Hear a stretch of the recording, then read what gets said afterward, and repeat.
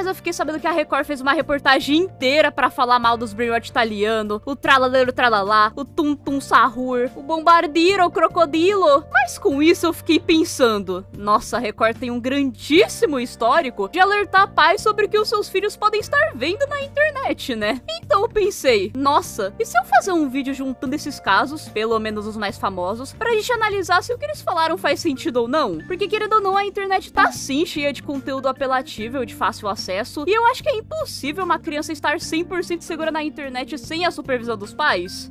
Mas, enfim, a gente vai falando melhor disso ao decorrer do vídeo. Oi, meu nome é Bia, e vamos começar.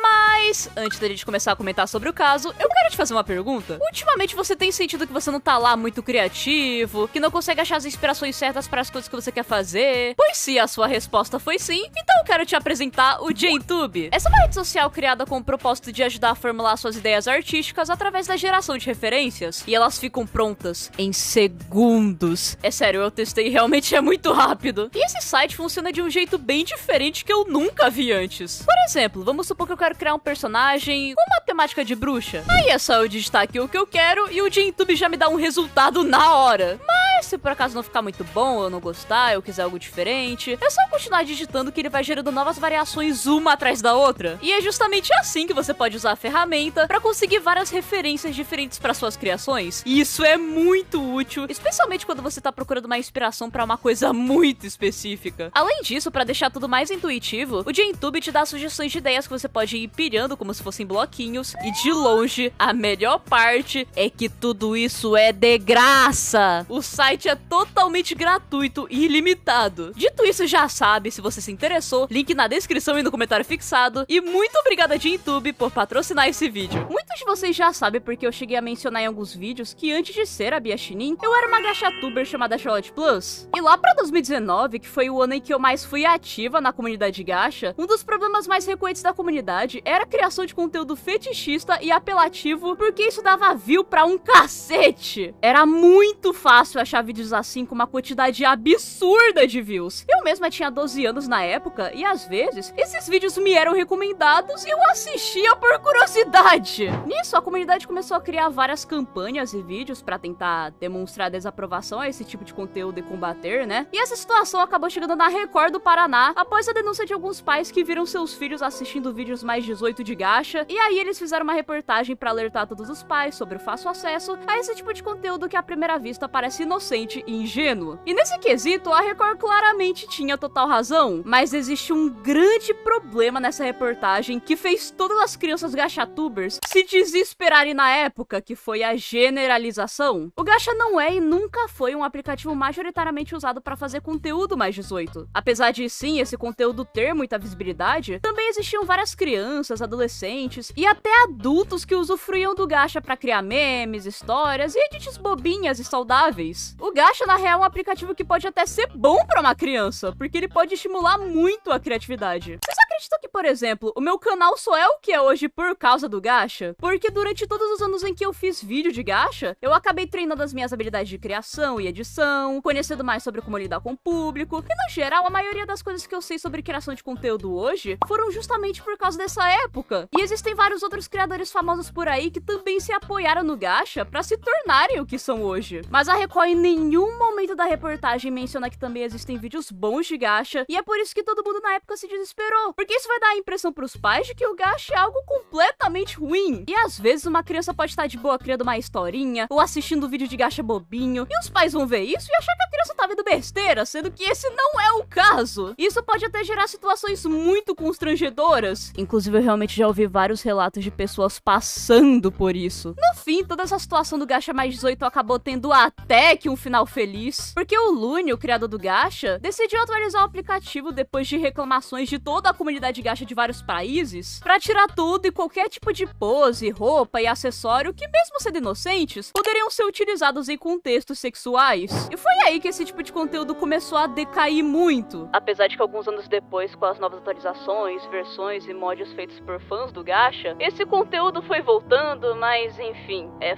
foda de combater isso 100%. Porém, apesar de eu concordar sim com a crítica da reportagem, e que o reforço dos pais verem o que seus filhos andam vendo na internet seja importante, era de extrema importância também a Record ter mencionado o lado bom e inocente da comunidade, que também era muito famoso. Eu acho que Death Note é uma obra que dispensa apresentações, é o anime do Light que encontra um caderno chamado Death Note, e ao escrever o nome de uma pessoa, ela morre, aí ele quer virar o Kira, o deus do novo mundo, e o L quer descobrir quem que tá matando todo mundo. É essa a premissa do anime. Fato é que em 2021, a Record fez uma reportagem inteira pra alertar os pais de que Death Note é uma animação com uma aparência inofensiva, mas que possui violência explícita e que crianças e jovens estavam consumindo cada vez mais. A reportagem continha relatos como o de uma mãe que comprou um Death Note pra sua filha de 14 anos, sem saber o significado real, e que posteriormente encontrou o caderno com dezenas de nomes escritos, incluindo da própria mãe. Aí a Record também mencionou casos como o banimento da obra na China e em alguns sites da Rússia, porque várias crianças compravam o caderno e escreviam os nomes de pessoas que não gostavam. E nos Estados Unidos, apesar da obra não ter sido banida, vários estudantes também escreviam nomes em Death Notes. Isso até já gerou um alerta de massacre numa escola. Teve também um caso no Japão de uma professora que ameaçou escrever o nome de todos os seus alunos no caderno. E um caso na Bélgica em que 4 pessoas mataram um homem e espalharam as partes do corpo dele com um bilhete escrito "Eu sou o Kira". E até psicólogos apareceram na reportagem pra dizer como a série não é vantajosa de forma alguma e pode ser perigosa até mesmo pra mente de adultos. Ai, vamos lá. Pessoalmente, eu acho que em boa parte da reportagem eles têm razão. Death Note realmente não é pra criança. A própria reportagem reforça que a classificação da série é entre 16 e 18 anos. E se eu fosse uma mãe e visse a minha filha escrevendo meu nome num caderno da morte, eu também ia ficar muito perturbada. E eu achei legal também que esses casos incentivaram um deputado estadual de São Paulo a criar um projeto de lei para obrigar os fabricantes a colocarem classificações etárias nesse tipo de produto. Isso é uma coisa muito importante que pode evitar muitas situações em que um pai compra, sem saber, um produto totalmente inadequado para a idade do filho. Então, no geral, eu consigo enxergar a importância dessa reportagem. E com alguns grandes ajustes, eu acho que ela seria perfeita. Sim, grandes ajustes, porque primeiramente, como assim Death Note tem uma aparência inofensiva? Eu olho pra capa de Death Note, eu vejo aquele demônio e eu não acho ele nem um pouco agradável. Ok, o terror realmente atrai muitas crianças, mas a série tem classificação indicativa de 16 anos. E no caso do filho ir assistir Death Note na Netflix ou em qualquer outro meio oficial, os streamings permitem que os pais criem contas infantis pra impedir o acesso a esse tipo de conteúdo. Então me pareceu bastante que a Record tentou colocar a culpa inteira no anime, mas vocês já não pararam pra pensar que os pais também podem ter um pouquinho de culpa nisso? Isso tem muito uma vibe de tipo, nossa, aquele assassino jogava tal jogo violento, então a culpa é claramente dos jogos. Mas tipo, o jogo nunca vai ser o único fator catastrófico se a pessoa é bem educada e tem um bom convívio social com familiares, amigos e colegas, sabe? E uma outra coisa muito importante de ressaltar é que Death Note não é uma série que romantiza completamente a morte. Sim, o protagonista é o vilão, ele quer matar um monte de inocente, mas quase todo o resto do elenco são contra as atitudes dele. Então não faz sentido dizer que até pra um adulto isso faz mal, porque é uma série psicológica de suspense que pode sim entreter alguém de forma saudável. Agora, por causa desses erros da reportagem, imagina a situação de um jovem de 16 anos que tá assistindo Death Note de boa, e a mãe vê isso e automaticamente proíbe, achando que aquilo vai fazer mal pro filho. Não é todo mundo que vai ver Death Note e sair querendo ser o deus do novo mundo e matar todo mundo. Mas, concluindo, não é uma reportagem de todo mal, mas ela tem os seus grandes contras. Nossa, eu acho que de longe esse aqui é o caso mais deprimente do vídeo, porque eles literalmente falaram que o Roblox está dominado por organizações criminosas!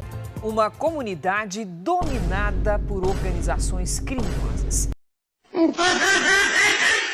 No começo de 2024, a Record Record fez uma reportagem dizendo isso, com a justificativa de que vários jogos falam sobre troca de tiros entre jogadores e prisões, além de supostamente promoverem a violência. Sim, com certeza foram vários criminosos muito perigosos que criaram os joguinhos de tiro e de prisão do Roblox. E ao jogar esses jogos, eu automaticamente virei uma atiradora profissional tentando escapar de uma prisão. A única coisa certa que eles falaram foi alertar os pais sobre a importância de monitorar as crianças em jogos online, dando como exemplo o caso de uma menina que infelizmente foi assediada no Roblox. Foi o que aconteceu com a filha de 10 anos desta mulher que não quer se identificar.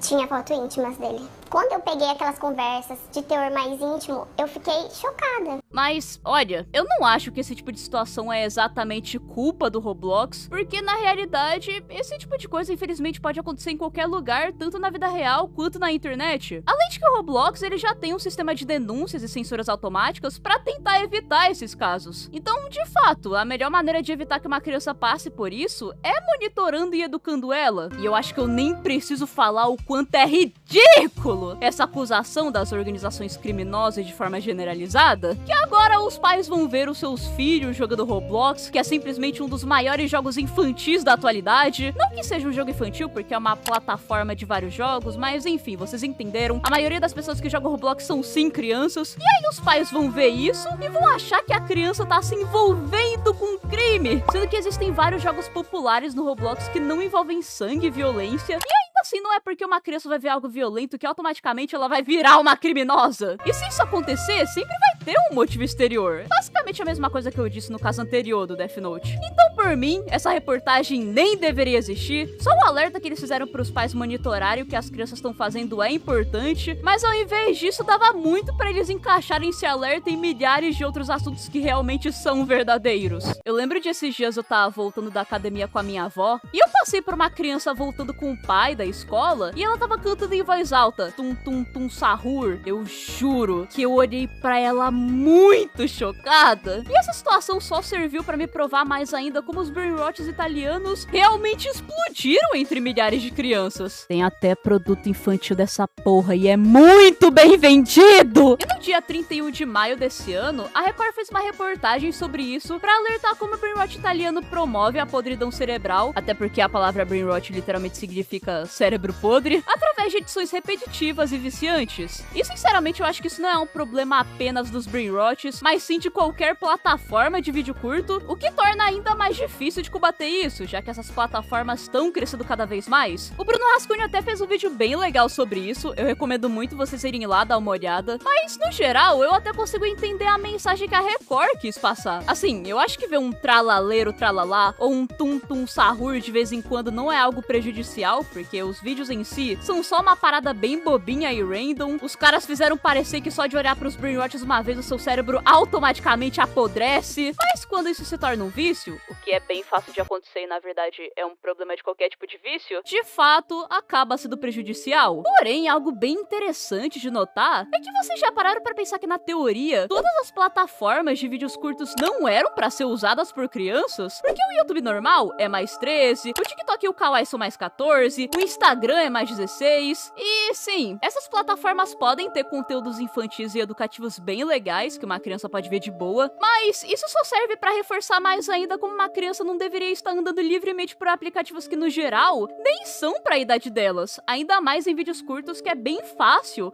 uma mente jovem desenvolver um vício. Então acho que uma coisa bem importante que a Record também deveria fazer é alertar que essas